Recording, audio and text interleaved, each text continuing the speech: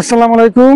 আমি নর্থ থেকে সিএম সবুজ বলতে আছি। তো আজকে আমরা এক ভাইয়ের সাথে কথা বলবো। এই ভাই আইসে কাতার থেকে। তো আজকে আমরা ভাইয়ের সাথে কথা বলবো, ভাই কী কাজে আইসে এবং ভাইয়ের বেতন কত, ভাইয়ের কতদিন সময় লাগছে সেই বিষয় নিয়ে আজকে কথা বলবো এবং সবাই পুরো ভিডিওটা কন্টিনিউ করবেন। আর একটা মজার বিষয় হলো, এই ভাই যখন ইয়েতে ছিল, আপনি কাতারে ছিল, ভাই আমার ভিডিও দেখতো। তো আজকে ভাইয়ের সাথে আমার দেখা গেছে স্কুলজি সেন্টারে। তো ভাইয়ের সাথে আজকে আমি ভিডিও মেকিং করতেছি এবং ভাইয়ার ভিডিও আজকে সবাই দেখবে। তো সবাই চলে আসি যে ভাইয়ার কাছে, যে ভাইয়ার সাথে পরিচয় হই, তারপর ভাইয়া বলবে যে আপনাদের সাথে একে সব কথা বলবে। তো ভাইয়া আপনি বলেন। আসসালামু আলাইকুম ভাই। ওয়ালাইকুম সালাম। কেমন আছেন? আলহামদুলিল্লাহ ভালো আছেন। ভালো আছেন? আছি আলহামদুলিল্লাহ ভাই, ভালো আছি। আমি আপনার সাথে দেখা হলো। আলহামদুলিল্লাহ। তো আজকে বলেন যে আপনি কাতার থেকে, যখন আমরা সব একে সবকিছু জানবো, তাই সবাই ভিডিও কন্টিনিউ করবেন। আর একটা কথা হলো ভাই, যে অনেকে বলেন যে আমি একটু কথা বেশি বলি, কিন্তু যে আমি যদি ভাইকে প্রশ্ন না করি তাহলে আপনি বুঝতে পারবেন না, আপনি কোনো মিল পাবেন না। আমি যখন ভাইকে প্রশ্ন করবো, ভাইয়া প্রশ্ন যে ভাইয়া কথা বলবে, তাহলে আপনি বুঝতে পারবেন, সবকিছু বুঝতে পারবেন। তো ভাইয়াকে আমি প্রথম যেটা জিজ্ঞেস করবো যে ভাই, আপনি কাতার থেকে যখন আইসেন, কাতার থেকে আপনি ফাইলের সাথে কি কি জমা দিয়েছিলেন, আপনার কতদিন সময় লাগছিল? ভাইয়া আমার হচ্ছে কাতারে আমি ছিলাম, কাতারে 8 বছর ছিলাম। জি। তো আমি ফাইল জমা দিয়েছিলাম 5 মাস হয়েছে। 5 মাস পরে আমার মানে 5 মাস মানে আবার 4 মাস হয়েছে, তখন অ্যাপ্রুভাল পেপার আসছে। আর 5 মাসের সময় আমার ফ্লাট হয়েছে, মানে 5 মাসের টোটাল লাগছে আমার স্টিকার আসতে আমার 5 মাস লাগছে। 5 মাসের পর আমি মেশিন নিয়ে আসছি। আচ্ছা, তা একটা কথা বলেন, আপনি যখন ফাইল জমা দিয়েছিলেন, মানে যে যার কাছে দিয়েছিলেন, তার সাথে আপনি তাকে কি কি দিয়েছিলেন?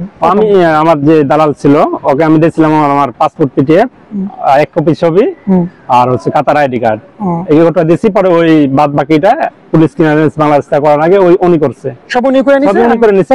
আমি কাতার থেকে এই জিনিসগুলো দিছি আমি আর জমা। যাক আলহামদুলিল্লাহ ভালো। আর ওগুলা সব দিয়ে করে ফেলাইছে? হ্যাঁ, ওই সবই করছে ভাই। যাক আলহামদুলিল্লাহ ভালো।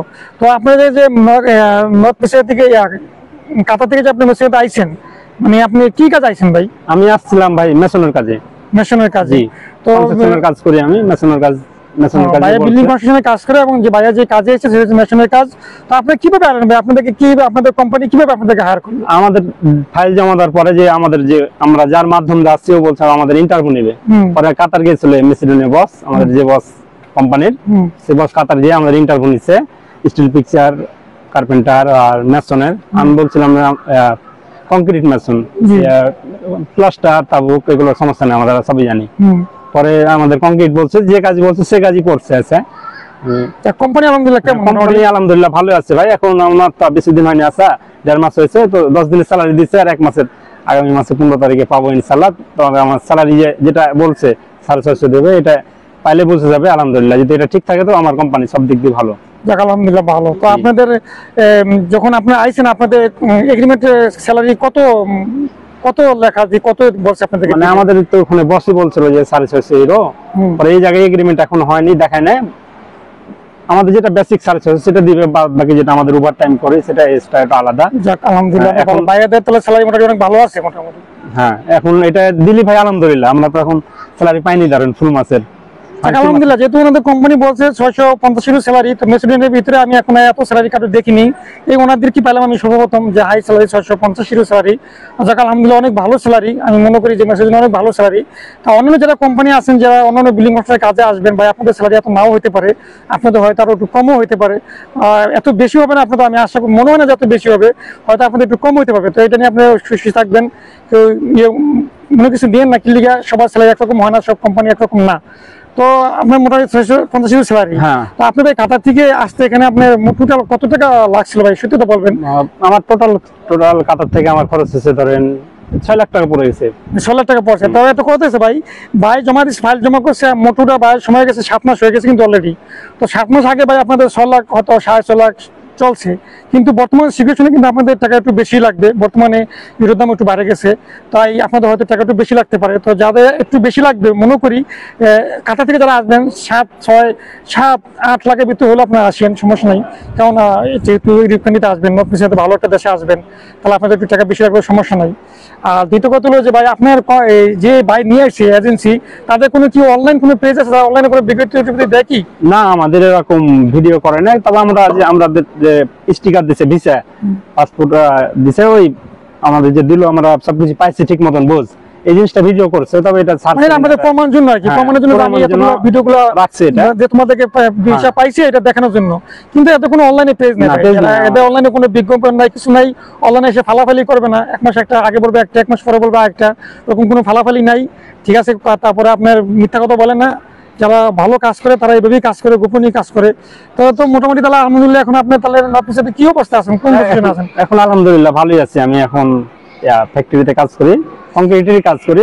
মানে আপনাদের মানে ওখানে রেডিমেড তৈরি হয় না? রেডিমেড কারেন্টের পোল খাম্বা যেগুলো ইলেকট্রিক্যাল, ওগুলো তৈরি হয়। আলহামদুলিল্লাহ এখন ভালোই আছি।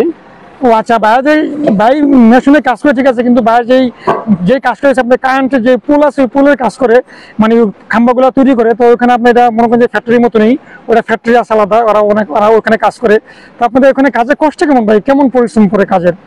তেমনটা পরিশ্রম নাই, মোটামুটি করতে হয় কাজের। দেখা যাচ্ছে যে মেশিন এলো, এই কাজটা করা লাগবে, নাট টাইট দেওয়া লাগে, তারপর কংক্রিট করা লাগে, আছে মোটামুটি, অত তেমনটা কষ্ট নাই ভাই। কাতারে যেরকম ছিলাম ফ্রি ভিসাতে যারা আছে আমার ভাই বেড়াদেরা অনেকেই, আমিও ছিলাম, ভাইয়ের ভিডিও আমি দেখছি কাতার থেকে।